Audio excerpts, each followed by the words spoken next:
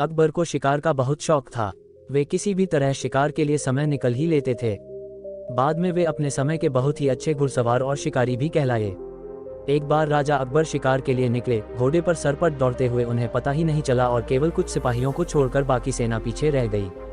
शाम घिर आई थी, सभी भूखे और प्यासे थे और समझ गए थे कि वो रास्ता भटक गए हैं। राजा को समझ नहीं आ रहा था कि वह किस तरफ जाएं।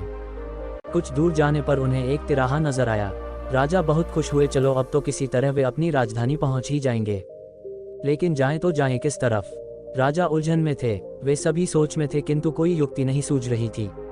तभी उन्होंने देखा कि एक लड़का उन्हें सड़क के किनारे खड़ा खड़ा घूर रहा है। सैनिकों ने ये देखा तो उसे पकड़कर राजा के सामने पेश किया। राजा ने कड़कती आवाज में पूछा, ए लड़के, आगरा के लिए कौन सी सड़क जाती है? लड़का मुस्कुराया और कहा, जनाब, ये सड़क चल नहीं सकती तो ये आगरा कैसे जाएगी? महाराज, जाना तो आपको ही पड़ेगा। और यह कहकर वह खिलखिलाकर हंस पड़ा।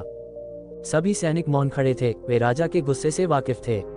लड़का फिर बोला, जनाब, लोग चलते हैं, रास्ते नहीं। ये सुनकर इस बार राजा मुस्कुराया और कहा, नहीं, तुम ठीक कह रहे हो। तुम्हारा नाम क्या है? अकबर ने पूछा। मेरा नाम महेश दास है महाराज, लड़के ने उत्तर दिया। और आप कौन हैं?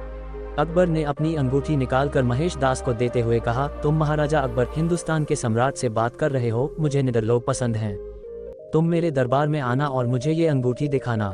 ये अंगूठी देखकर मैं तुम्हें पहचान लूंगा। अब तुम मुझे बताओ कि मैं किस रास्ते पर चलूं ताकि मैं आगरा पहुंच जाऊं।